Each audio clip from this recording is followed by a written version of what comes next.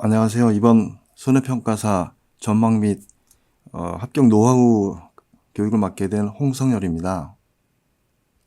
저를 먼저 소개를 하자면 저는 2017년 제3회 손해평가사 시험에 합격해서 2018년부터 손해평가 실무 활동을 하고 있습니다. 2018년부터 21년 이 4년 동안은 한국농업재해보험협회라고 합니다. 보통 이제 저희들이 속칭 농재협이라고 하는데 농재협에 소속이 돼서 실무 활동을 했었고 22년, 23년 2년 동안은 손해사정 법인회에 소속이 돼서 평가 활동을 했습니다. 그리고 또 21년 3월부터는 전국손해평가사회라는 조직이 있는데 그쪽에서 사무국장 역할을 맡아서 일을 하고 있습니다. 전국손해평가사회라는 조직은 손해평가사의 역량 강화, 업무 영역 확대, 권익보호 및 복리 증진을 위해서 만들어진 손해평가사들의 어떤 단체입니다. 그리고 올해 23년도에 제가 손해평가 활동을 했는데 그 활동했던 내용을 잠시 설명을 드리겠습니다.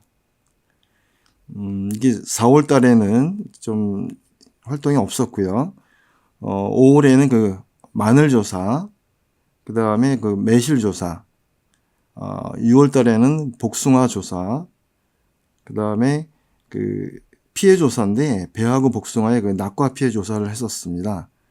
그 다음에 7월에는 그 착과수 조사라고 하는데 그 배 착과수 조사를 했고요. 8월에는 좀 쉬고 9월에는 이제 감의 그 피해 조사인데 그 중에서도 그 낙엽률 조사라는 부분이 있습니다. 그래서 낙엽률 조사를 했었고 10월에는 벼 조사를 좀 길게 했죠. 벼 조사하고 콩. 이것도 이제 수확량 조사인데 이 부분이 이어졌고 11월에는 좀 급한 건들이 있어가지고 촬영거 외에는 거의 없습니다. 그래서 마지막에 시금치 조사를 한 거로 해서 올해 조사 활동이 끝났습니다. 여기서 그 손해평가 활동 내용을 이렇게 제가 표로 만들어서 말씀을 드렸는데 이 지역을 보면 또 상당히 좀 넓게 퍼져 있다는 걸 알 수가 있어요.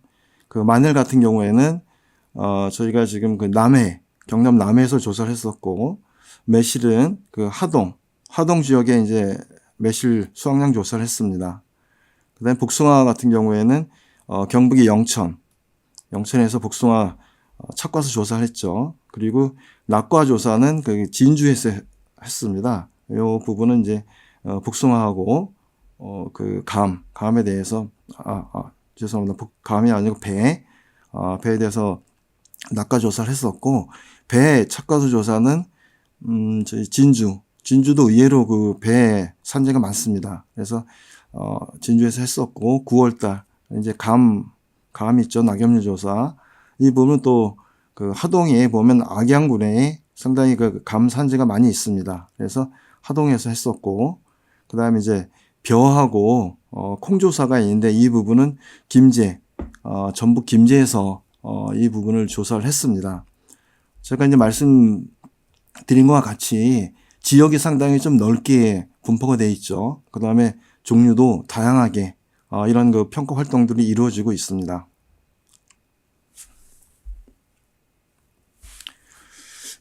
다음으로는 이제 그 저도 소개를 마쳤고 그리고 제가 올해 했던 이런 그 평가 활동들에 대해서 설명을 드렸는데 그렇다면은 저는 어떻게 해서 이 손해평가사를 입문하게 됐는가? 어떻게 보면은 좀 우연히 좀 입문하게 됐다고 볼 수가 있습니다.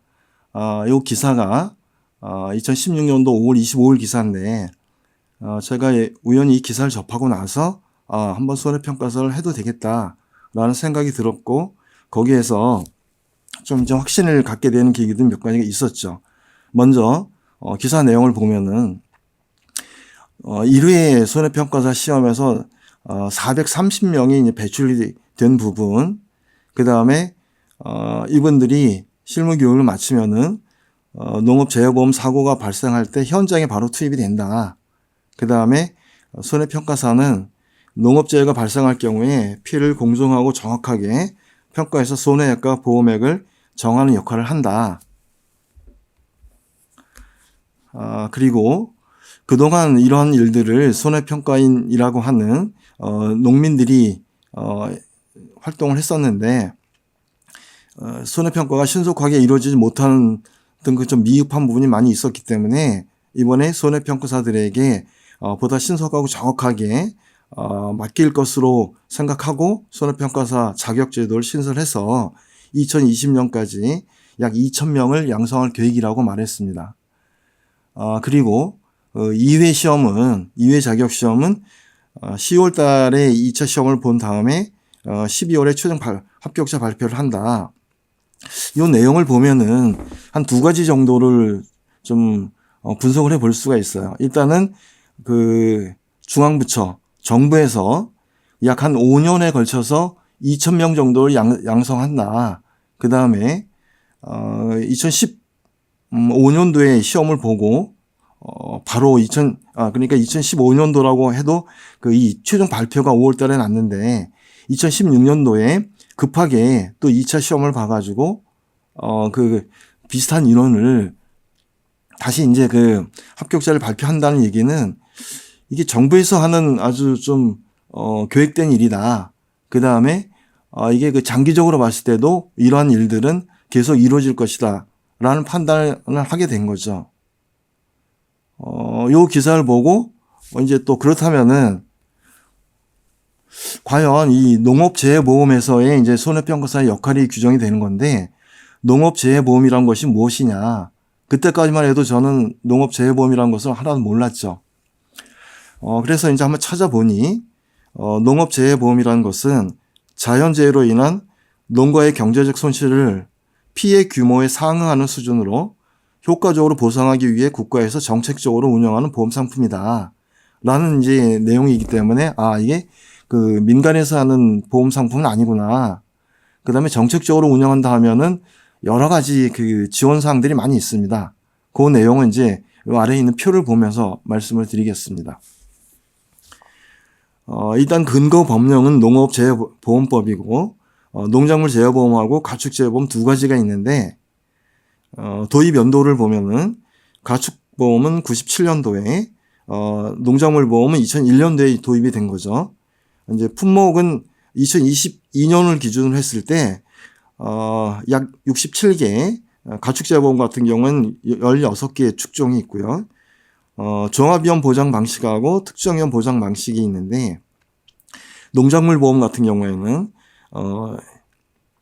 종합위험 방식과 특정위험 방식 두 가지로 다 보장을 하고 가축재해보험의 경우에는 특정위험 보장 방식으로만 이루어져 있다. 그 다음에 보장하는 수준, 보장이라 하면은 보험사고가 발생했을 때 보험금을 지급하는 그런 그 지급액을 얘기하는 겁니다. 가입 금액의 한 60에서 한 90%를 이제 보장을 하고 가축재해보험의 경우에는 시가의 한 60에서 100% 수준을 보장한다. 그런데 국가에서는 어느 정도 계약자에게 보험료 지원을 해주느냐. 보험료의 한 40에서 60%, 그 다음에 운영비의 100%를 다 지원해주고, 가축재해보험은 보험료 50%, 운영비의 50%를 지원해준다. 라는 내용이죠. 이 정도면은 실질적으로 계약자인 농민이 부담하는 보험료는 그렇게 많지가 않을 것이고, 많은 농민들이 이 농업재해보험에 가입하지 않겠냐, 이런 생각도 당연히 들게 되죠. 그렇다면은 이 농업재해보험은 국가에서 운영을 한다고 하는데 실제 운영 체계는 어떻게 되어 있냐 한번 보겠습니다. 이 농업재해보험의 그 주관은 농림축산식품부에서 주관을 하고 있습니다. 그 다음에 그 아래 산하기관인 농업정책보험금융원에서 사업 관리를 맡고 있죠. 그 다음에 실질적으로 이 재해보험을 운영하는 기관은 NH손해보험입니다. 여기 재해보험 사업자라고 되어 있는데 재해보험 사업자는 실제로는 NH손해보험이고 재해보험을 판매를 하고 손해평가를 해서 보험금 지급하는 일을 하게 됩니다. 그다음에 오른쪽에 금융감독원, 재보험사, 보험개발원들이 재보험 사업자를 도와주고 있고요. 그다음 왼쪽에는 지자체하고 농어업인이 있고 손해평가사가 있어서 실제적으로 농어업인은 보험료를 납입하고 보험금을 이제 수령하죠. 그다음에 지자체에서는 농업인이 부담하는 보험료의 일부를 지자체에서 지원하고 있습니다. 손해평가사는 보험사고가 발생했을 때 손해평가를 하고 재보험 사업자로부터 수수료를 지급을 받습니다.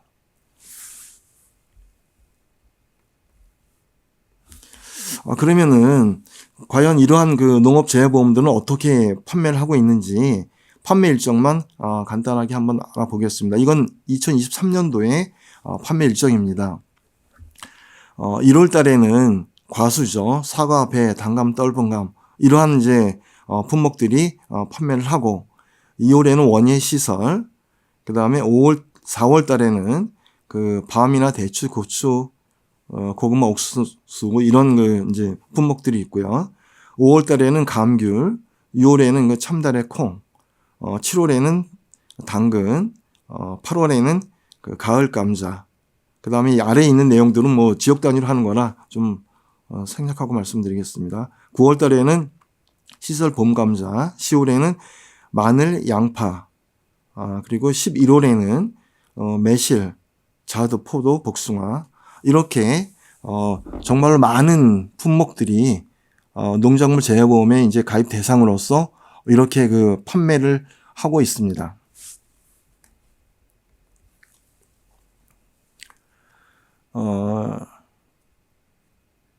그렇다면 지금 요거는 이제 그 현재 이제 인원을 얘기를 합니다.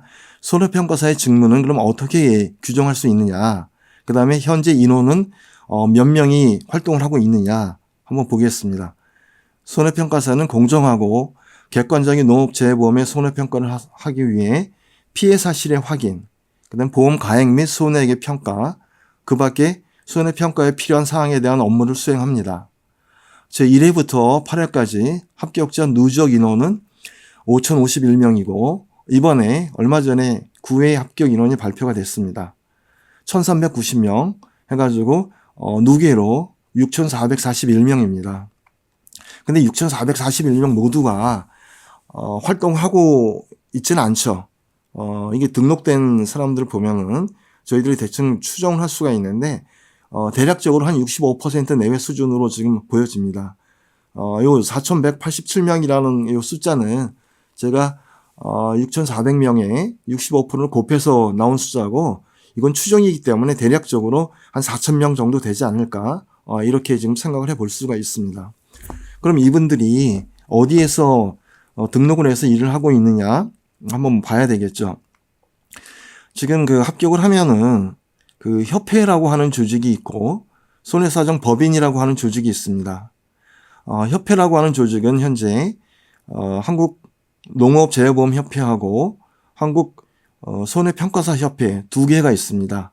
그 다음에 손해사정 법인은 약 한 50개 정도 농작물 재해보험을 하는 그런 손해사정 법인이 약 50개 정도가 현재 있습니다. 그 중에서 양협회에 약 한 등록되어 있는 인원이 3,000명에서 3,200명 정도 등록이 되어 있고 그 다음에 협회 법인이죠. 손해사정 법인에 한 600명에서 한 700명 정도 요 정도의 인원들이 지금 등록이 되어 있는 거로 추정을 하고 있습니다. 그 다음에 지역 농협에 뭐 한 소수의 인원이 등록이 되어 있고요. 지금 합격 인원 한번 연령대를 한번 비교해 보겠습니다. 제가 합격했던 3회하고 올해 11월에 발표된 9회 인원을 보면은 9회를 기준으로 봤을 때 50대, 60대, 40대, 20대, 30대 순으로 이렇게 볼 수가 있습니다. 그 다음에 그 인원이 너무 많지 않느냐, 손해평가사 인원이 너무 많아서 지금 그 활동이 제대로 이루어지지 않을 수도 있다라는 이제 생각들을 좀 많이 하고 있습니다. 뭐 그 유튜버들이라든지 뭐 이 교육에 종사하시는 분들 많이 있습니다. 근데 제 사견으로는 평소에는 뭐 한 2,000명에서 4,000명 정도면은 충분히 운영이 가능하다고 보여지고요. 그러나 거대 재해가 발생하면은 이 인원은 턱도 없이 부족합니다. 대략적으로 약 한 10,000명 이상은 있어야지 이 손해평가 활동이 신속하게 정확하게 이루어질 수가 있습니다. 그렇기 때문에 인원이 많다라는 부분은 물론 지금 현재 입장에서 그런 걱정할 수도 있는데 실제 활동하고 있는 사람들의 숫자라든지 그다음에 거대 재해 발생했을 때 필요한 인원들을 감안해 봤을 때 아주 많은 인원이라고 저는 생각되진 않습니다. 이건 저희 사견입니다.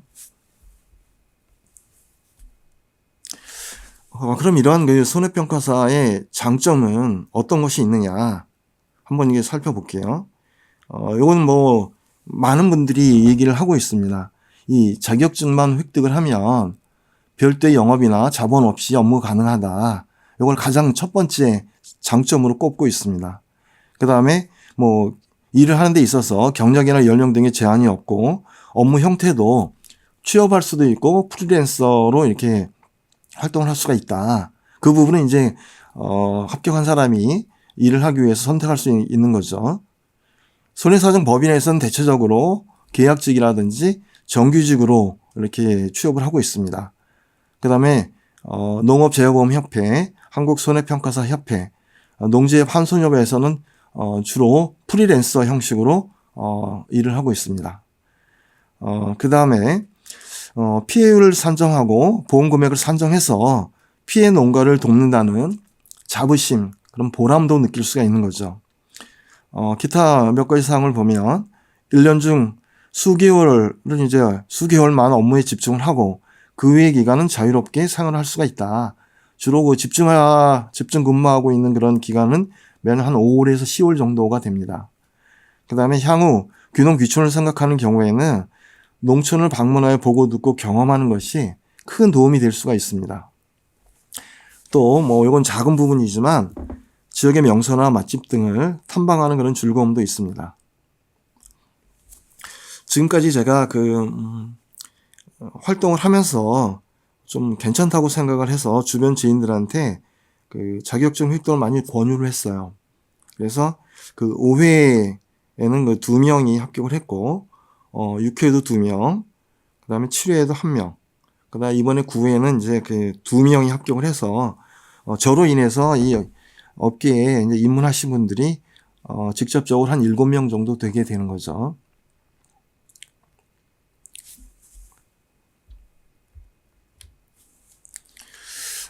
그러면 이제 그 앞으로의 문제가 저희들이 이제 관심 있는 건 앞으로의 문제죠.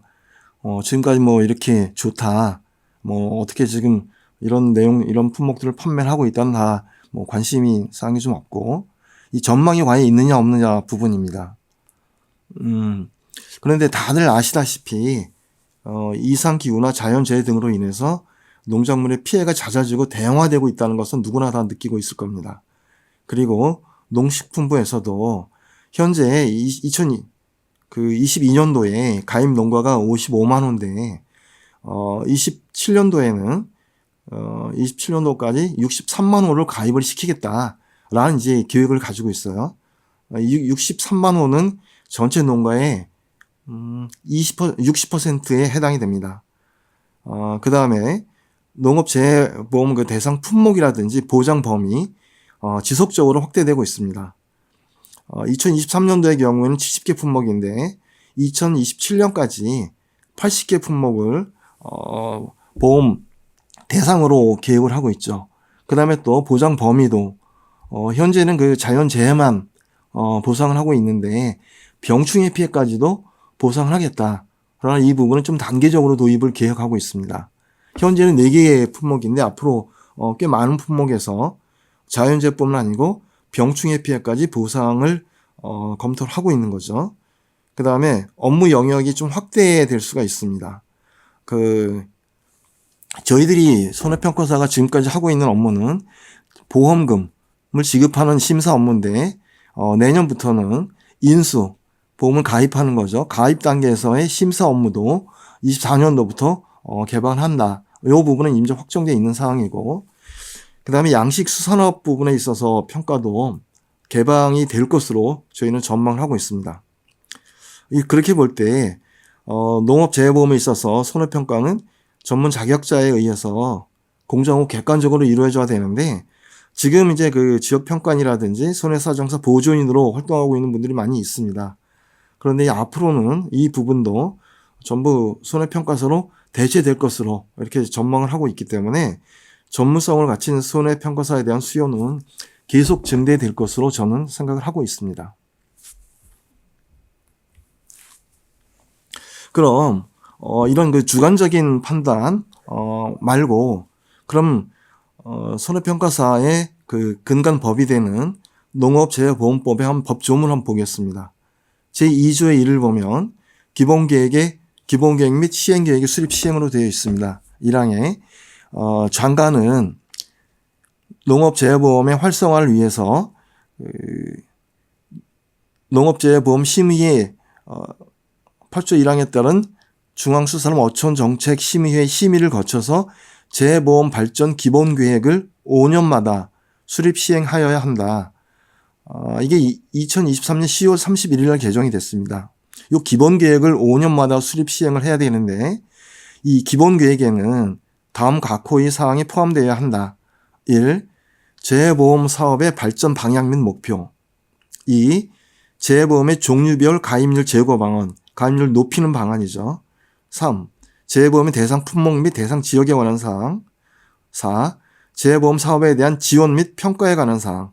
그 밖에 재해보험 활성화를 위하여 장관이 필요하다고 인정하는 사항. 3항. 장관은 기본 계획에 따라 매년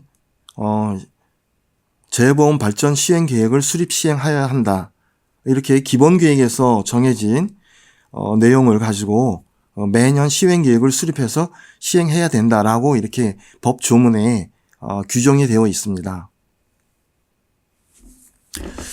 지금 이 보도 자료는 제가 조금 전에 말씀드린 법조문에 있는 기본 계획을 근거해서 1차로 기본 계획을 수립해서 발표한 내용입니다.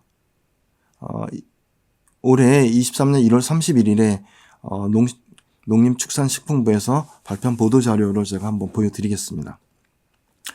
농업재해보험 확대로 폭넓고 촘촘한 농가 경영안전망 구축. 농식품부 제1차 농업재해보험 발전 기본계획 발표. 1. 농업재해보험 가입 농가 55만 호에서 27년 63만 호까지 15% 증가. 2. 농림업 생산액 대비 농업재해보험 대상 품목 축정의 생산액 비중을 90%에서 27년도 95%까지 늘리겠다는 내용입니다. 주요 내용을 보면은 세 가지를 볼 수가 있습니다. 박스 안에 있는 내용. 첫 번째, 농가의 재해 대응력 제고, 농업재해보험의 보장 범위 확대, 농업재해 대책과의 보완 운영으로 촘촘한 지원 체계 구축. 2. 공정하고 합리적인 보험 운영 체계 확립, 합리적인 보험료 부과 기반 마련. 2. 가입부터 보상까지 정확 공정한 운영 체계 구축. 3. 지속 가능한 보험 운영 기반 마련. 1. 보험사업 재정 운영 안정성 제고, 재정 운영 안정성 제고. 2. 부실계약 예방 및 보험사업의 건전성 제고. 농식품부는 이번 계획 이행을 통해 27년까지 전체 농가의 약 60%가 농업재해보험에 가입하고 전체 농림업 생산액의 95%에 해당하는 농작물과 가축이 농업재해보험의 대상이 되도록 할 예정이다. 이런 내용이고요. 또 자세한 내용을 한번 살펴보겠습니다. 그러면은 이 기본 계획에 상세하게 나와 있는 요 한번 자료를 보겠습니다. 지금 요 페이지가 약 한 34페이지 정도 되는데 이 부분 전부 다 말씀드리기엔 시간이 너무 많이 걸리기 때문에 저희하고 관련이 있는 해당 페이지만 넘어가면서 한번 살펴보도록 하겠습니다. 농업재해보험 도입 배경하고 이제 경과 부분을 이제 설명하고 있고요. 도입기는 2001년부터 도입을 해가지고 지금까지 이루고 있는데 2001년부터 2006년까지를 도입기로 지금 보고 있습니다. 정착기는 2007년부터 14년인데 보장 확대, 운영관리 체계 정비로 성장을 준비, 성장기, 보험제도 품질 개선으로 가속 성장, 2015년도부터 21년까지를 얘기하죠. 이 위에 보면 운영관리 고도화 해가지고 손해평가사 제도 및 보험사업 전담기관 운영, 농업재해보험 관련 손해평가 전문 인력을 육성하기 위해서 손해평가사 국가 자격제도를 신설했다. 그리고 농업정책보험금융원을 전담기관으로 지정하여 재해보험 사업 운영 효율화 및 관리 강화를 추진했다라고 보는데, 그렇다면 15년도 이 손해평가사 자격제도가 신설되기 전에는 그럼 과연 어떤 사람들이 이 손해평가사를 했느냐? 도입 초기에는 NH 농협선보의 직원들이 직접 나가서 했습니다.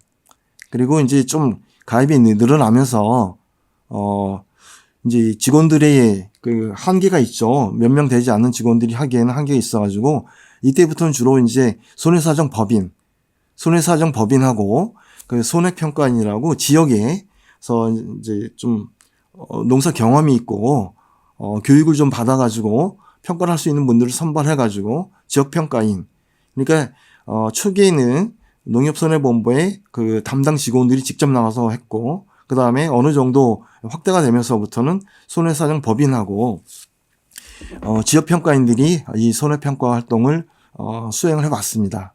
그리고 그 농업정책보험금융원에게 이 관리 기관으로 전담 운영토록 한 것은 이제 15년이니까 그 전까지는 농식품부에서 직접 농업재해보험을 추진해 왔다고 보면 되는 거죠.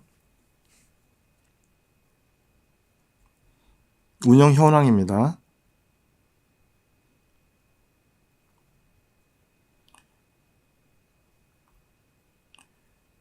수입보장보험과 국가재해보험 부분.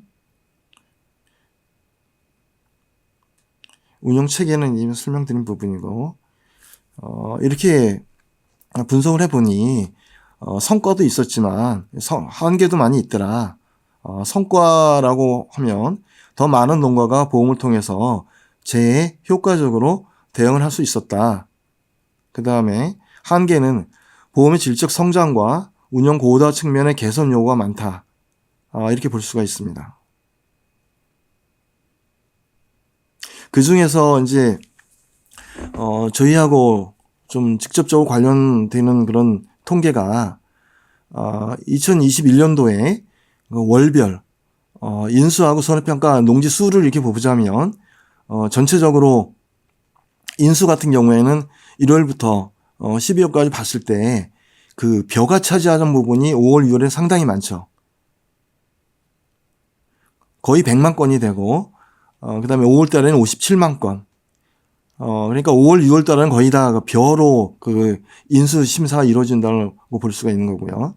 그 다음에 손해평가 부분도 10월 달에 35만 건이 있는데 그 중에 이루어진 조사건 중에서 벼 조사가 31만 6천 건이 있었다는 얘기죠. 그래서 이게 월별 손해평가 물량 차이가 너무나 크고 연도별로 그 인력 공급 규모도 일정하지 않아서 거대 재해를 고려하면 적정의 인력 수급이 상당히 어려움을 많이 겪고 있습니다.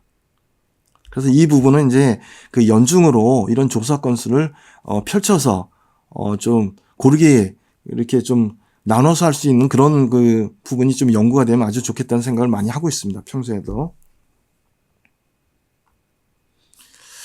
그래서 이 추진 방향은 여기 농가의 재해 대응력 제고, 공정하고 합리적인 보험 운영 체계 확립, 지속 가능한 보험 운영 기반 마련이 이렇게 구분이 되어 있고 상세하게 한번 좀 보겠습니다.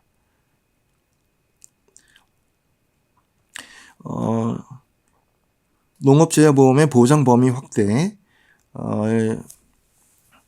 농작물 재해보험 대상 품목 지역 확대 부분이 있죠. 품목도 확대를 하고 지역도 확대를 하겠다. 그래서 2027년까지 80개로 확대를 하고, 지역은 시범 사업을 통해서 상품 안정성이 일정 수준 확보된 품목은 보험 적용 지역을 확대하겠다. 계속 확대하겠다는 얘기가 많이 나옵니다. 앞으로도. 그 다음에 농업재해보험 보상 대상 확대. 농작물 병충해하고 가축 질병까지도 지금까지는 보상을 안 하는 부분이죠. 보상을 하고 있지 않는 부분인데 이 부분도 확대를 하겠다. 지금 이 아래에 농작물 가축재해보험 보장 범위 확대를 보면 투비 쪽 개선안을 보면 병충해는 병충해 보상 품목을 확대하고 현재 4개인데 아마 좀 많이 늘어날 겁니다. 그 다음 질병은 가축재해보험에서 질병치료도 보장을 한다. 지금은 폐사만 보장을 하고 있습니다. 근데 질병치료까지도 한다면 당연히 저희들이 평가할 수도 있는 건수도 늘어나겠죠. 재해 대책과 보완 운영하고 수입보장보험 개편으로 재해안전망 경고하겠다. 넘어가겠습니다. 상품체계 농작물 재해보험 상품 개선 체계 구축. 연위에 상품 개선을 하고 매 5년 주기적으로 전 품목에 대해서 정기 검토를 하고 개선하겠다. 장기, 중장기 과제로 나누어 자문, 연구를 통해서 개선을 노출하고 본과위에서 심의를 확정한다는 내용입니다.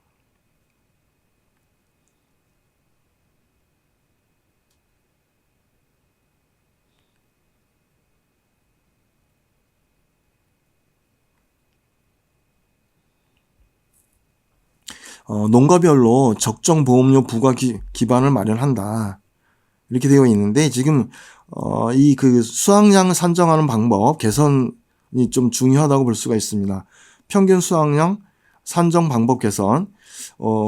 현재는 5년 수확량을 산술 평균하고 있는데 투비 개선안을 보면은 5년 수확량 산술 평균하고 7년 수확량에서 올림픽 평균 값을 선택하도록 계약자가 그렇게 지금 개선을 계획하고 있습니다.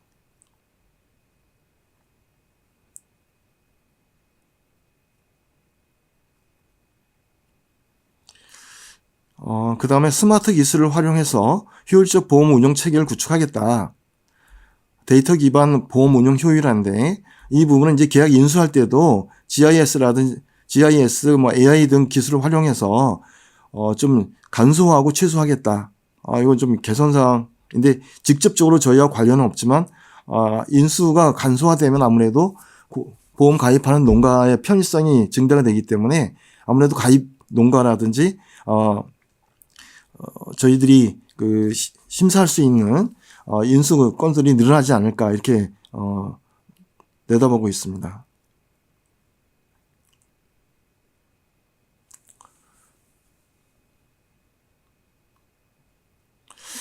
세 번째, 손해평가 품질 제고. 여기 보면 적정 규모의 손해평가 전문 인력을 운영하겠다. 인력 운영 계획은 중장기 손해평가 인력 확보 운영 계획을 수립해서 거대 재해 시 신속한 손해평가가 이루어질 수 있도록 손해율에 따른 소요 인력 규모를 추정을 하고 유효 인력을 운영할 수 있는 방안을 제시하겠다. 보험사업 운영 과정에서 손해평가사의 역할을 확대하겠다. 그리고 연중 활동할 수 있는 여건을 마련하겠다. 지금 인수건, 손해평가건, 몰려있는 부분이 상당히 문제가 되고 있습니다. 그래서 몰려있을 때는 정말 몇천 명이 와서 일을 해도 다 일을 소화를 못할 정도입니다.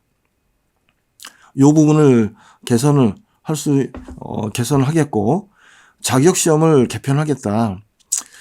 전문성을 갖춘 손해평가 유효 인력 운영을 위해서 자격시험제도 변경을 검토 중에 있습니다. 전문성을 갖춘 인력을 적정 규모로 선발하기 위하여 시험 과목, 시행 주기, 평가 방식 등을 종합적으로 검토하여 변경안을 마련하겠다.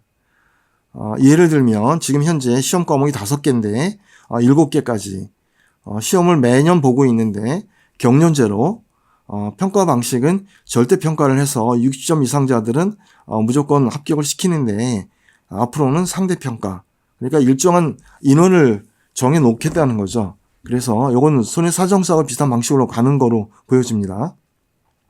그래서 제도 안착과 시험 준비 인력의 혼란 최소화를 위해서 중요 변경 사항을 사전 예고하고 단계적으로 시행하는데 2027년부터 시행을 할 예정으로 검토를 하고 있는 중입니다. 그 다음에 손해평가 인력의 전문성 향상인데 현장 중심으로 교육을 하겠다. 실무 보수 교육도 현장성을 강화하겠다. 라는 내용입니다. 보수 교육도 정기 교육 외에 정기 교육도 주기를 단축하고 수시 교육을 도입해서 24년도부터 운영을 하겠다는 얘기입니다. 예를 들면 수시 교육 대상자들은 다수 계약자로부터 재조사를 요청받거나 농공원이나 보험사업자가 실시한 검정조사에서 지적받은 손해평가 인력. 그럼 좀 문제가 손해평가 조사에서 문제가 있는 조사자들은 수시교육 제도를 도입해서 수시교육을 받아서 이수를 해야지 조사활동을 할 수 있도록 그렇게 교육을 하고 있습니다.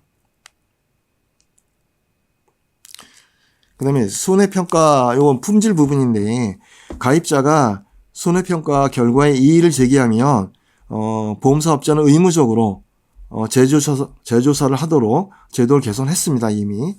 그 다음에 재조사를 시행했음에도 불구하고 이의가 해결되지 않는 경우엔 보험사업자가 아니고 농공원에 이의 신청을 할 수 있도록 절차를 마련했습니다. 이외에도 여러 가지 내용들이 담겨져 있습니다. 근데 이러한 내용들은 저희들이 직접적으로 오늘 이제 말씀드리는 손해평가사의 전망 부분하고는 좀 거리가 있기 때문에 이 부분은 생략을 하고 다음으로 넘어가겠습니다. 여기 일정도 나와 있고요. 이게 지금 기본 계획이기 때문에 2023년부터 27년까지 5년 동안 이걸 추진해야 될 과제들을 이렇게 나열을 했습니다. 그 다음에 여기 농업재해보험 대상 품목 축정도 현재 이렇게 지금 70개 품목이 있다. 그 다음에 가축재해보험에서는 16개 축정이 있고 수입보장보험은 7개 품목이 있다. 이렇게 해서 지금 기본 계획을 살펴봤고 우리 손해평가사의 전망하고 관련되는 부분, 전망이라 하면은 아무래도 손해평가사들이 할 수 있는 일이 어느 정도 늘어날 것이냐, 거기에 대해서 가장 그 부분이 중요하고 그걸 집중적으로 살펴보고 나머지 부분들은 그냥 생략을 했습니다.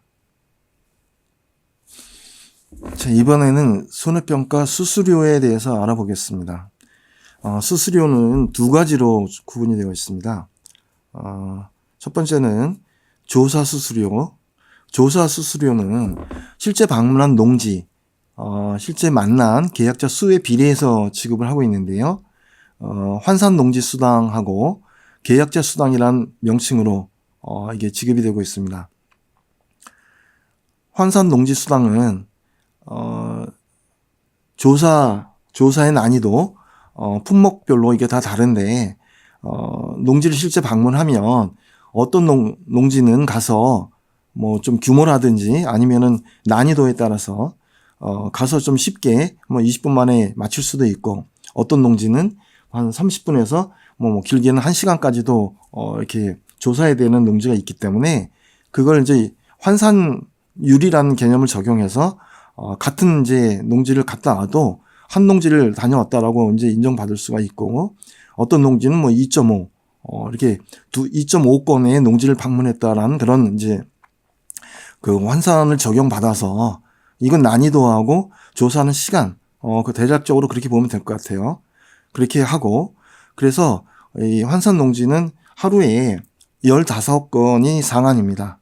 그래서 15건까지 하는 경우에 어느 정도의 금액이 책정되어 있고, 그 다음에 만나는 계약자 수에 따라서 이 부분도 한 명을 만났을 때 하고, 2명을 만났을 때, 3명을 만나고, 4명을 만나고, 5명을 만났을 때 각각의 수당이 좀 다르게 책정이 되어 있습니다. 그래서 계약자 수당은 5명까지가 상한입니다. 이렇게 볼 수가 있겠죠. 환산 농지로 봤을 때, 지금 상한이 15개이기 때문에, 15개 농지를 다 했다 하더라도, 이게 한 사람은 농지에서 다 하게 되면은 계약자 수당은 상한이 아니고 그 한 사람에 해당되는 부분이 책정이 돼서 산정이 되겠죠. 그 다음에 여비 교통비 부분. 여비 교통비 부분은 그 일비하고 정액으로 되어 있습니다. 일비는 평일하고 주말 나눠서. 그 다음에 승용차. 승용차는 그 유류비하고 도로비, 실비를 지급하고 숙박비도 어느 정도 정액제로 규정이 되어 있습니다. 중식비도 지급이 되고 이렇게 해서 두 가지를 합한 금액을 산정하고 요게 이제 하루 단위로 산정이 됩니다. 이렇게 하루 단위로 산정된 이 금액을 월 단위로 합산을 해가지고 산출이 되면은 이 월 산출 금액에서 법인에 소속되어 있는 분들 같으면은 해당 법인에서 그 본인들이 법인에서 사용한 비용을 공제를 하고 협회 같으면은 협회에서 보통 여기 이제 발전기금이라는 표현도 있고 한데 아무튼 이 협회에서 일정 금액을 공제를 하고 손해평가사의 계좌에 지급을 하게 되어 있습니다. 그럼 이제 손해평가사의 전망이라든지 수수료에 대해서 알아봤고 그렇다면은 손해평가사에 종사를 하려면 어떤 과정을 거쳐서 어떤 시험을 보고 어떤 준비를 해서 우리가 손해평가사 될 수 있느냐 한번 살펴보겠습니다. 1차 시험하고 2차 시험으로 구분이 되어 있는데 응시 자격에는 제한이 없습니다. 10대도 볼 수가 있고 70대도 볼 수가 있습니다. 학력이나 성별, 연령이나 경력, 국적에 제한이 없다는 얘기죠. 그 다음에 2차 시험. 2차 시험은 그 1차 시험을 그 합격한 사람 아니면은 직전 연도에 손해평가사 1차 시험에 합격한 사람. 그러니까 1차 시험에 합격을 하고 당해년도에 2차 시험을 응시를 할 수가 있는 거고 만약에 그 당해년도에 2차 시험에서 합격을 하지 못했다 하면은 다음 해에는 1차 시험을 보지 않고 바로 2차 시험을 준비를 할 수가 있는 거죠.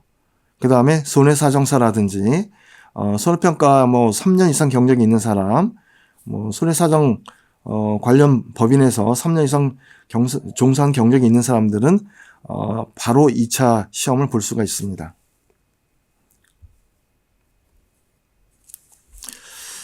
그럼 이제는 그 시험 과목하고 합격 기준을 좀 보겠습니다. 1차 시험은 시험 과목이 3가지가 있죠. 상법, 보험편만 해당이 됩니다. 그 다음에 농어업 재해보험 법령, 이 법령에는 법과 시행령, 시행규칙, 요령 이런 부분이 다 포함이 됩니다.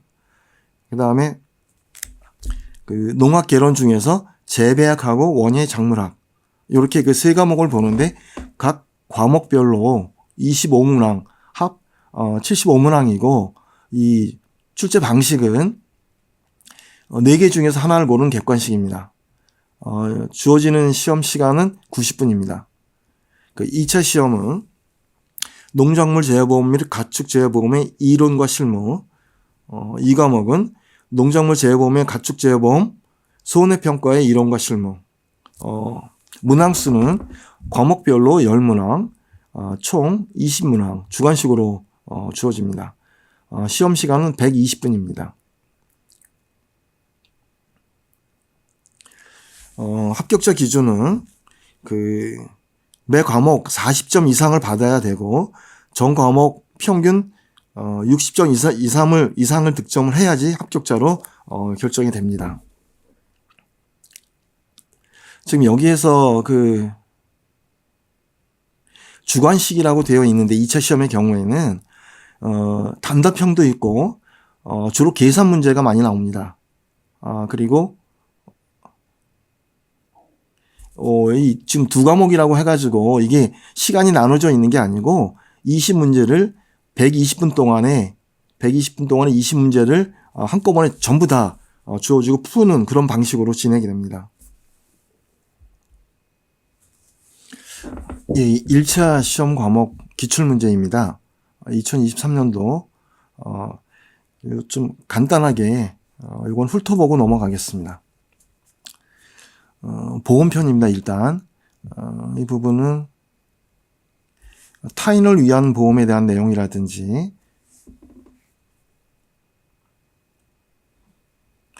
보험사고에 대한 내용, 보험료의 지급 및 반환 등의 내용, 고지 의무, 소멸 시효 등.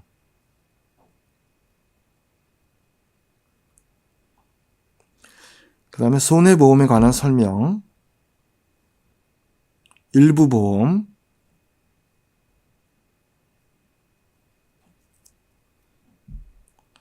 화재보험 계약에 대한 설명. 다음은 이제 농업재해보험 법령입니다. 재해보험령 농업재해보험법상 용어의 정의, 손해평가사 시험, 재해보험 사업, 과태료 부과 대상, 손해평가 요령상, 손해평가반의 구성에 관한 설명으로 옳은 것,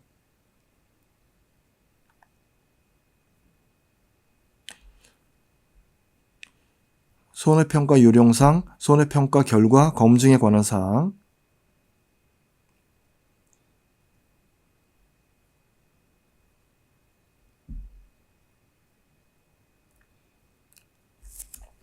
지금 보면 법령으로 되어 있습니다만 과목에 농업재해보험법, 시행령, 시행규칙, 손해평가 요령이 있는데 평가 요령에서 좀 많은 부분이 지금 출제가 되고 있습니다. 그 다음에 가장 어려워하는 부분입니다. 1차에서 재배학하고 원예 작물학.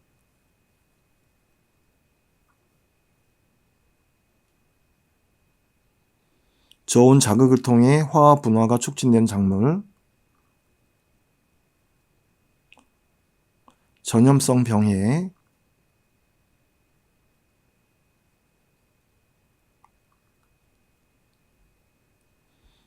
해충에 대한 설명, 영양 번식을 하는 화훼 작물 등으로 사실 좀 1차 과목 중에서는 이 3과목 상당히 어려워하고 실제 점수를 봐도 가장 그 낮은 점수를 지금 점수가 나옵니다. 이번에는 그 2차 시험 문제 기출이죠. 그 23년도 9회 손해평가사 시험 2차 기출 문제를 보겠습니다. 맨 위에 공통 유의사항을 보면 1. 농업재해보험 손해평가의 이론과 실무를 기준으로 답안을 작성하라. 계산 문제는 반드시 계산 과정, 단 단위를 정확히 기재해. 부분 점수 없음, 계산 과정에서 임의적인 반올림 또는 절사 금지. 1과목입니다. 농작물 재해보험 및 가축 재해보험의 이론과 실무. 문제 1번은 보상하는 손해에 대한 내용입니다. 이 부분이 보상하는 손해에 해당이 되느냐, 해당되지 않느냐. 가축보험이고요. 그 다음에 이번에는 종합위험, 생산비 보장 품목의 보장 개시일, 대파, 고냉지, 배추, 당근 등. 이건 단답형에 속한다고 볼 수가 있겠습니다. 그 다음 세 번째는 작물 특성 및 작물 특정 및 시설 종합위험 인삼 손해 보장 방식 자연재해. 이건 이제 용어의 정의에 해당되는 부분입니다. 폭설에 대한 정의, 냉해, 폭염에 대한 정의. 가축재해보험, 유량 검정 젖소에 대한 내용. 그 다음에 보험료를 산정하는 데 있어서 방제시설 할인율, 그러니까 방제시설 할인율에 있어가지고 방제시설 판정 기준에 대한 내용이기 때문에 이것도 어떻게 보면 용어의 정의에 해당되는 내용이라고 볼 수가 있겠어요.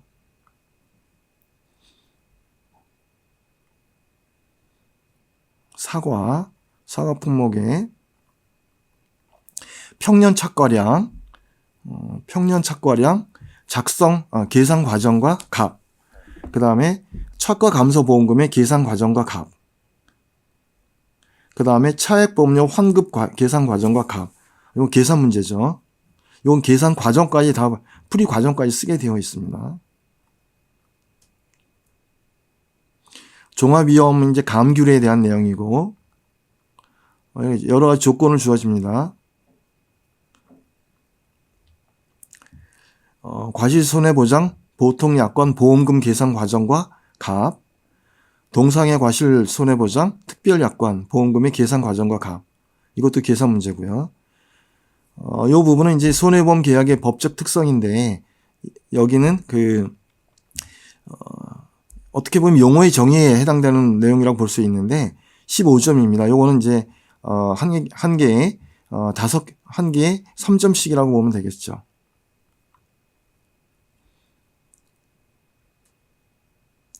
요거 이제 시설 종합위험 인삼 손해보장 방식입니다. A 시설의 보험 가입, 계산 과정과, 가입 금액, 계산 과정과 값을 쓰시오. B 시설의 보험 가입 금액, 계산 과정과 값을 쓰시오. 고추 품목의 인수 제한에 대한 내용입니다. 보험 가입이 가능한지, 불가능한지. 그 다음에 2과목인데, 농작물 재해보험 및 가축 재해보험 손해평가의 이론과 실무. 수확 감소 보장에서 감자 병해충 등급별 인정 비율이 90%에 해당하는 병해충 5개를 쓰시오. 이것도 단답형입니다. 저가전 종합위험 방식, 떨분감의 낙엽률 계산 과정, 그 다음에 낙엽률에 따른 인정 피해율의 계산 과정과 값을 쓰시오. 5점짜리입니다. 종합위험 생산비 보장 방식 브로콜리, 보험금 지급 사유에 해당이 된다. 그 다음에 문제는 보험금 계산 과정과 값을 쓰시오. 또 단답형입니다. 이것도 계산 문제인데 5점짜리입니다.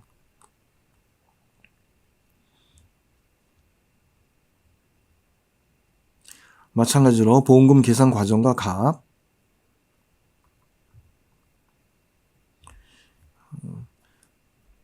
밭작물, 마늘, 양배추에 대한 내용인데 물음일, 재파정 보험금을 구하시오. 그 다음에 재정식 보험금을 구하시오. 이것도 5점짜리 3.2점입니다. 가축재해보험 15점짜리 좀 크게 나왔습니다. 이 부분은. 계약 전 알릴 의무, 계약 후 알릴 의무. 지급보험금. 그 다음 시설. 시설 작물 손해평가 및 보험금 산정에 대한 내용. 시설물 감가율하고 관련돼서 과료에 들어갈 내용 쓰시오. 5점짜리 이건 계산 문제입니다. 쑥과세 생산비 보장 보험금. 논작물에 대한 내용입니다. 경작불능 보험금의 계산식과 값.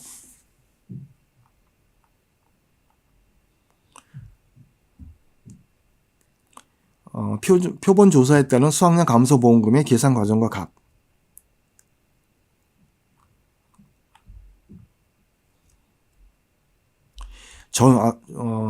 이번엔 전수조사에 따른 수확량 감소 보험금의 계산 과정과 값.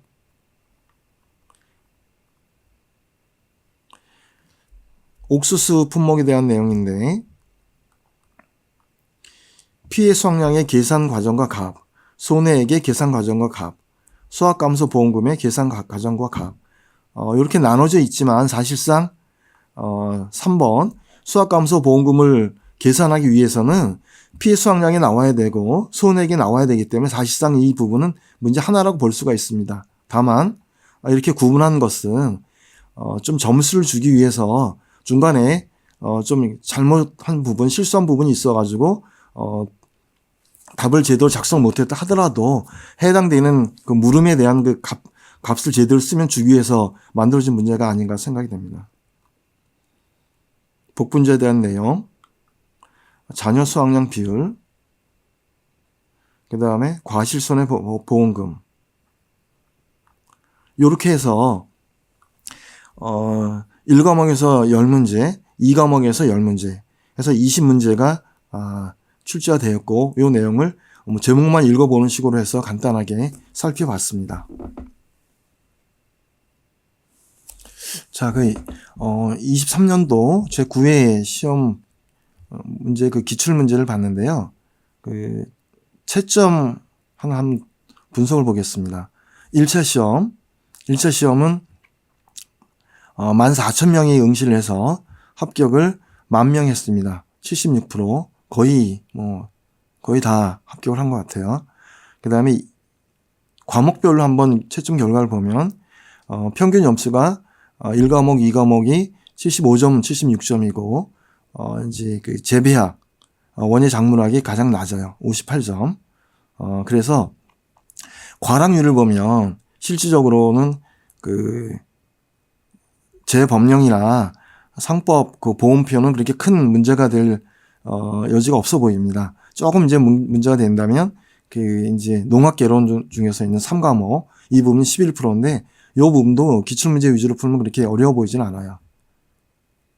문제는 이제 2차 시험입니다. 2차 시험을 보면 어마무시합니다. 일단 응시자가 9,977명이니까 10,000명이라고 보면 이건 자격시험에서 10,000명이 응시를 한다는 건 대단히 알려져 있고 많은 분들이 참여를 한다는 얘기입니다. 그래서 합격을 1,390명, 13.9%가 나왔습니다. 확 떨어졌죠, 합격률이. 1과목을 보면 평균 점수가 43점, 2과목은 29점.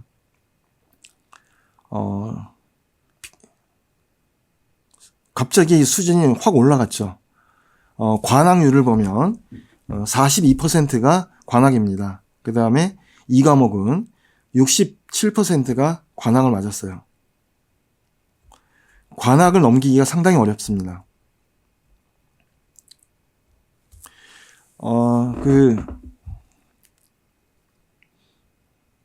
다음에 말씀드리겠습니다. 일단 2과목이 생각했던 것보다는 상당히 어렵고 까다롭다라는 걸 우리가 단적으로 이 숫자를 보면 바로 직관적으로 알 수가 있겠습니다.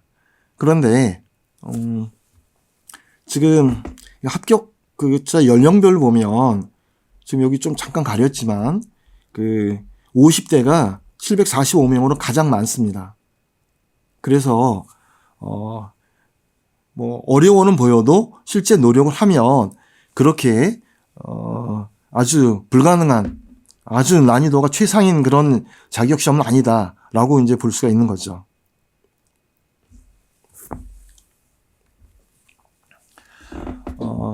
이제 기출문제까지 봤으니까 내년도 24년도에 시험 일정하고 준비 방법을 한번 보겠습니다. 다행히 얼마 전에 시험 공고가 나와가지고 2차 시험 일정이 나왔습니다. 1차 시험 접수는 4월 29일부터 접수를 하고 시험은 6월 8일 토요일 날 봐서 한 달 뒤인 이제 7월 10일 날 발표를 합니다. 2차 시험은 2주 뒤인 7월 22일부터 시작을 해가지고 8월 31일 시험을 보고 발표는 2달 한 2주 정도 뒤에 11월 13일 발표를 합니다. 그러니까 2차 시험을 기준으로 본다면은 약 한 8개월이 좀 넘은 시간입니다. 지금 시기가.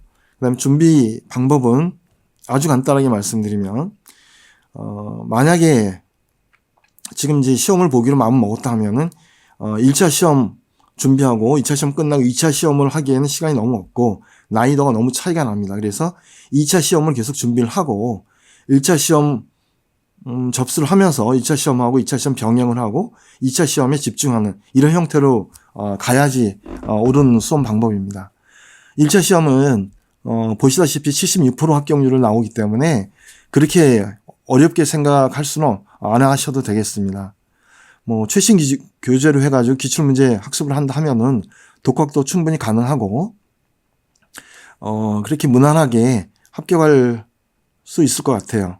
1차 시험은 그렇게 비중을 크게 두면 절대로 안 됩니다.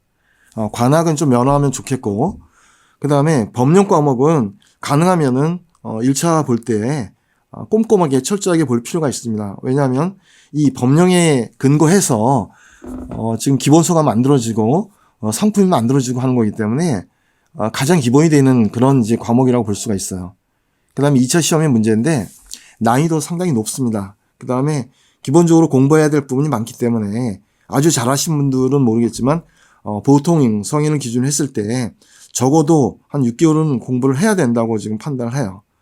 그래서 이 부분은 독학은 좀 어려워 보이고 유료 사이트를 좀 가입을 해서 여기에서 그 교재도 사고 해서 준비를 해야 될 것 같습니다. 그러니까 시험을 보겠다라고 결심을 하면 즉시 그때부터 2차 시험을 준비를 해야 된다. 1차 시험은 천천히 원서를 접수하고 나서 천천히 해도 충분하다. 그렇게 이제 판단할 수가 있습니다. 지금 이제 2차 시험이 가장 중요하고 어렵다고 했는데 간단하게 한번 요약해 보겠습니다. 단답형으로 5문제가 나오는데 배점이 5점입니다. 25점. 그 다음에 계산형 이제 문제가 5개가 나오는데 15점. 그래서 75점 해가지고 100점이 되고, 이 중에는 가축재보험이 약 한 10점 정도 나오고, 나머지는 이제 뭐 인수 제한이라든지 뭐 각 그 방제 시설 뭐 해가지고 각각 이제 해당 상품 품목별 주요 안에 들어와 있는 내용들. 이 과목의 경우에는 똑같이 단답형 5개, 배점이 5점, 단답형 계산형 5개, 배점이 15점 해가지고 이것도 100점이죠. 가축재보험이 15점, 1과목에서는 10점이 나왔는데 2과목에서는 15점 정도 배점이 됐습니다. 그 다음에 나머지는 이제 동일하게 그 안에 있는 구체적인 품목별로 계산하는 그런 이제 문제가 기출이 됐습니다. 일단 학습을 하기 위해서는 좀 기본적인 부분이 중요한데 이 기본적으로는 용어를 먼저 이해를 하는 게 좋겠다고 생각을 합니다. 농업에 대한 용어, 농작물 재해보험에 대한 용어, 그 다음에 가축재해보험, 이렇게 이제 용어들이 다양하게 있는데 이게 뭐 자동차 보험 같으면은 저희들이 쉽게 이해를 하겠죠. 근데 이 농업이라는 부분에 있어서 이 용어가 거의 전문 용어 같이 그 일본식 그 한자어들이 상당히 많습니다. 그래서 이거를 항상 가까이 두고 자주 봐서 먼저 용어를 익히고 나가지고 그 다음에 이제 그 업무 방법서든 뭐 학습이든 들어가야 될 것 같아요. 그 다음에 이제 업무 방법서의 정독 다독이라고 표현을 했는데 업무 방법서라고 하는 것이 1과목, 2과목을 얘기를 합니다. 지금 이제 그 좀 명칭이 바뀌었는데 전에는 농업 손해보험 그 담당자들이 하는 실무 매뉴얼 정도의 이런 그 책자였어요. 이 안에 있는 내용들이 되게 복잡하고 아주 상세하게 되어 있기 때문에 이 업무 방법서만 정독하고 다독만 한다면 정말 기초 부분은 아주 차곡차곡 잘 그 다질 수 있다고 판단해서 다독을 많이 해야 될 것 같습니다. 그러니까 뭐 중요한 부분이 따로 정해져 있지 않기 때문에 전 부분을 빼놓지 않고 넓게 공부하는 걸 권하고 문제풀이 학습은 좀 바람직하지 않아요. 이 기본이 없으면은 실전에서는 아주 당황하는 경우가 많이 있습니다.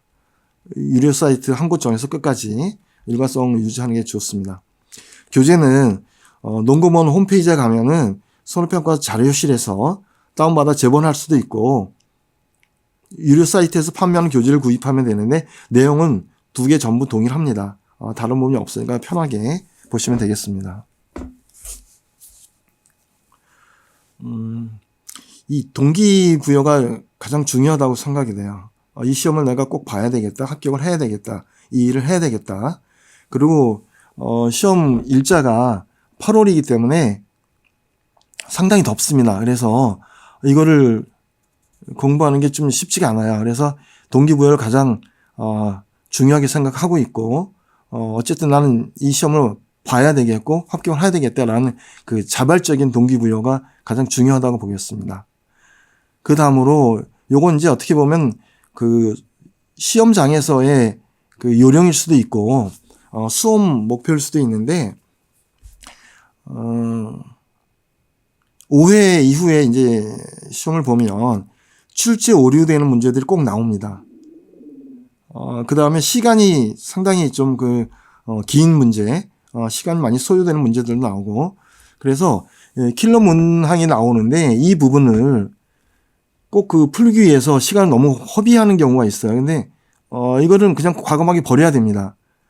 그러기 위해서는 100점을 목표, 80점, 90점을 목표로 이렇게 하는 것보다는 제 생각 한 70점대, 70점대를 목표로 해가지고 현실적으로 어려운 문제는 버리고 실수하지 않을 문제들을 이렇게 해가지고 이거를 시험 전략을, 공부 전략을 짜는 게 중요한 것 같습니다.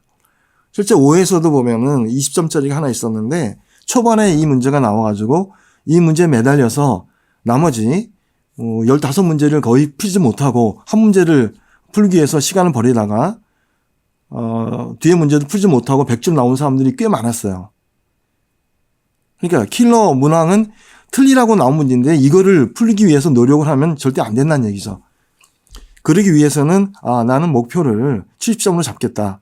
75점으로 잡겠다. 요게 좀 먼저 선행이 돼야지 하는데 저는 이 부분을 가장 중요하다고 생각을 합니다. 요 부분을 좀 확실하게 본인의 이제 성격하고도 관련이 있기 때문에 확실하게 잡고 그러면 좀 이제 준비를 하는데 그렇게 어려운 문제가 좀 없어져요. 그 다음에 이제 1과목보다는 2과목에서 확실하게 득점을 노린다. 계산 문제 시간은 걸리지만 확실하게 득점할 문제들이 분명히 많이 나옵니다. 2과목에선.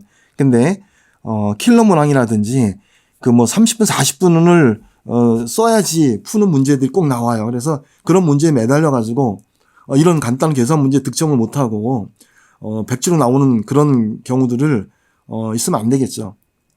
그래서 이 목표 점수를 한 70점대로 설정하는 게 중요한 문제다. 성격에 따라서 이게 또 못하는 분들도 있는데 제가 보기엔 그렇단 말씀입니다. 1과목에 대한 이해 요 부분은 뭐 그냥 제가 정리를 했는데 업무 방법서를 보면 알 수 있기 때문에 요 부분은 생략을 하겠습니다.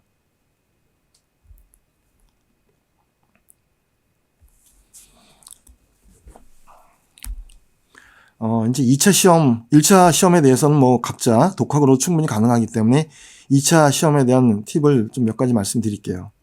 그 용어에 대한 공부 다시 한번 제가 강조합니다. 용어 먼저 가까이 아주 자주 좀 공부를 해야 되고요.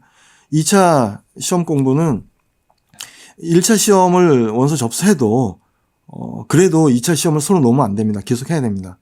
1차가 어려운 편은 아니기 때문에. 그 다음에 1차, 그러니까 2차 시험에서 1과목하고 2과목은 두 과목으로 분류가 되어 있지만 사실상 어떻게 보느냐에 따라서 다른 것이지 실제는 한 과목입니다. 1과목은 사실상 그 품목별로 그 상품이라고 보면 돼요. 해당 상품, 말 그대로 상품이고 이 부분은 좀 요령이라면 내가 계약자의 입장에서 그 어떤 부분을 이런 상품 설명서가 있을 때 어떤 부분을 내 중점적으로 보겠느냐. 계약자의 입장에서 내가 보험을 가입하겠다는 그런 관점에서 1과목 상품을 1과목을 공부를 하면은 수월하게 좀 이해가 될 수가 있을 것 같아요. 가입자 입장에서 아무래도 내가 어떤 그 품목을 가입해야 될지, 내 가입한 금액이 얼마일지, 보험료를 얼마를 내야 되는지, 어느 경우에 보험금을 받을 수 있는지, 그 다음에 보험 기간, 언제부터 언제까지, 보험은 보장을 받을 수가 있고, 자기 부담 비율, 10%, 15%, 20%, 30%, 40%까지 있는데, 내가 그러면 자기 부담 비율은 어떻게 설정해야 될 것인지, 가입자 입장에서 보면 이런 내용들이 아주 잘 보이죠. 그 다음에 이 과목은 보험 사고가 발생해야지, 그 뒤에 이루어지는 일들, 조사반을 구성하고 현지 조사하는 절차라든지 방법, 기준 등을 자세하게 규정을 해가지고 어느 사람이 가서 조사를 하더라도 그 편차가 크지 않은 조사값이 나올 수 있도록 하는 주로 그 손해평가사라든지 아니면 농협손해보험의 지급 담당자들 입장에서 봤을 때 보험금 지급 실무 매뉴얼이라고 볼 수가 있습니다. 그래서 동일한 내용을 그 계약자 입장에서 보느냐 아니면은 지급팀이라든지 손해평가사 업무하는 조사자 입장에서 볼 것인지 그런 관점의 차이이기 때문에 두 개는 따로따로 공부할 게 아니고 1과목에 있는 해당 부분을 공부할 때 2과목도 같이 병행해서 공부를 하는 게 좋겠습니다. 그리고 이 부분은 2차 시험은 그 눈으로 읽는다. 뭐 지금 제가 다독하고 정독을 말씀드렸지만 앞에서 눈으로 읽어서만 끝나는 게 아니고 손으로 필기를 해야 되는 겁니다. 수험자들 수험 후기를 보면 볼펜을 뭐 50개를 사용했다라든지 뭐 그런 수기들이 많이 나오는데 몸으로 익혀야 되는 거예요.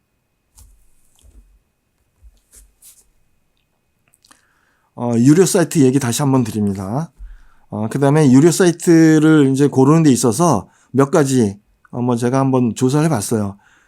인강을 하고 있는 데가 카페에서 손해평가사 단기 합격반이라는 데가 있고 손해평가사 사랑 모임이라는 카페가 있고 YTT 스토리텔링 손해평가사 있고 토지 담지 구름 거치 제주 등록 이거 하시는 분들이 상당히 많아요. 요즘은. 그렇기 때문에 너무 혼란스럽게 여러 개를 왔다 갔다 하면 안 되고 하나를 정해서 하는 게 좋겠습니다.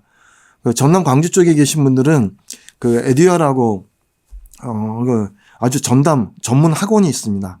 여기 상당히 실적도 좋고 합니다.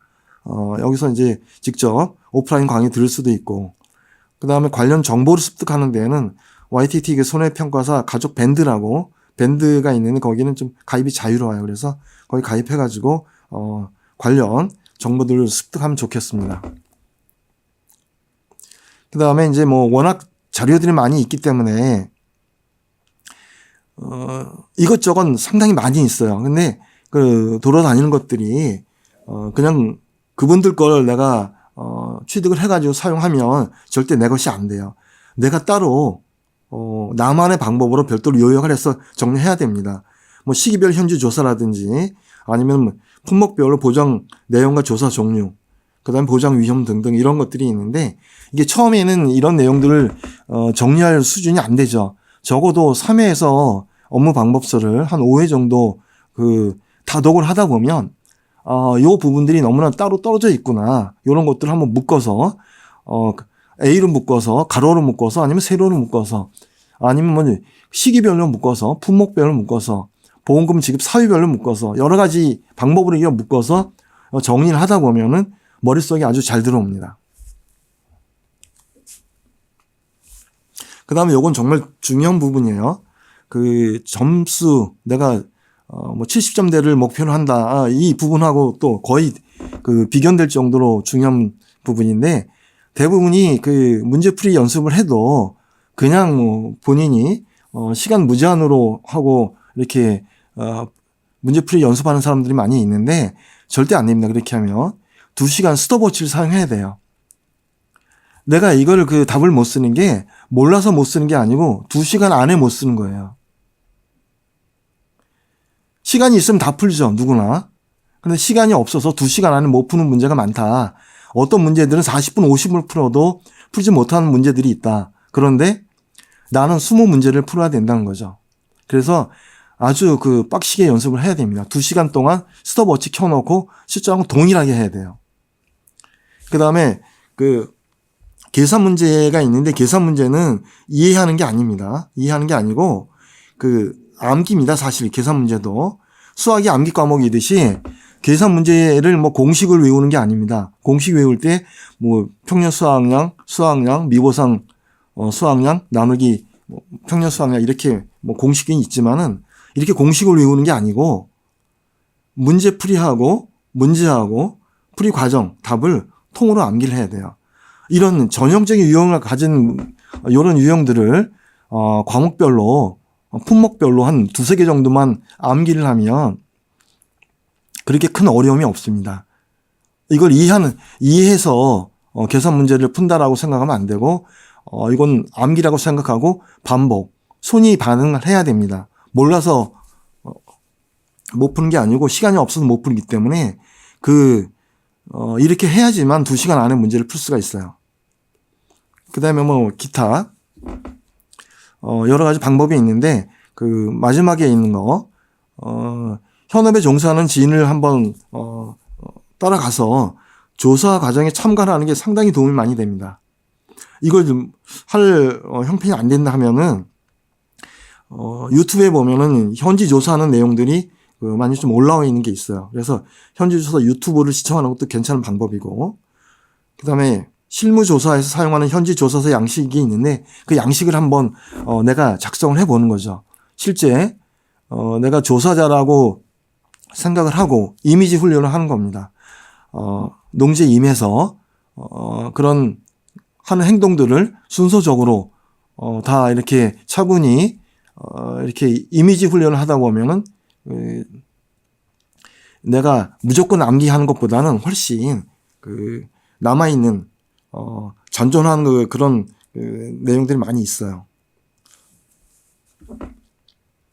지금 뭐 아주 가볍게 이렇게 요령에 대해서 얘기를 했는데 이 부분들이 아마 실제 도움이 얼마나 될지는 모르겠습니다. 그러나 가장 중요한 건 이게 자발적인 동기부여가 중요하다고 생각이 되는데, 이 직무에 대해서, 손해평가사라고 하는 이 직무에 대해서 정말 내가 해보고 싶다, 진짜 하고 싶은 일이다 라는 자발적인 동기부여가 가장 중요하고, 만약에 이런 자발적으로 내가 한번 해봐야 되겠다라는 결심이 섰다면 이 부분을 다른 사람에게, 남에게 좀 오픈하는 게 좋습니다. 그래야지 백을 못해요. 포기를 못할 텐데, 일단 나 하겠다라고 선전포고를 하고 여러 사람들한테, 가족들에게, 지인들에게 얘기를 하고 시작을 하는 거죠. 일단 시작을 하면은 답은 나옵니다. 다만 동차에 바로 이제 합격을 할지, 아니면 2번을 봐야 되는지 3번을 봐야 되는지, 사람마다 다르겠지만 어느 분들은 한 번에 되는 사람도 있고 2번, 3번 계속 하는 사람들도 있고 그래요. 제가 권유를 해서 여기 지금 입문한 사람들도 7명이 있지만 동체 합격한 사람도 있고 2번 본 사람, 3번 사람 다 있습니다. 그러나 포기만 하지 않는다면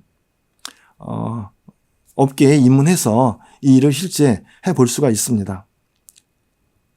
제가 교육을 전문으로 하는 사람이 아니고 실무, 손해평가 활동을 주로 하는 사람이기 때문에 아마 세련되지 못하고 좀 이해가 잘 되지 못한 방법으로 이렇게 말씀을 드렸을 수도 있습니다만, 마지막에 말씀드린 자발적인 동기부여하고 남들에게 이게 오픈을 해서 선전포고를 하고 나면 자기도 체면이 있기 때문에 중간에 포기할 수는 없어요. 일단 요 3가지 과정을 거쳐서 좋은 결과는 있고 이 업계에 입문할 수 있는 분이 계시다면 저는 오늘의 강의에 대해서 만족을 하겠습니다. 감사합니다.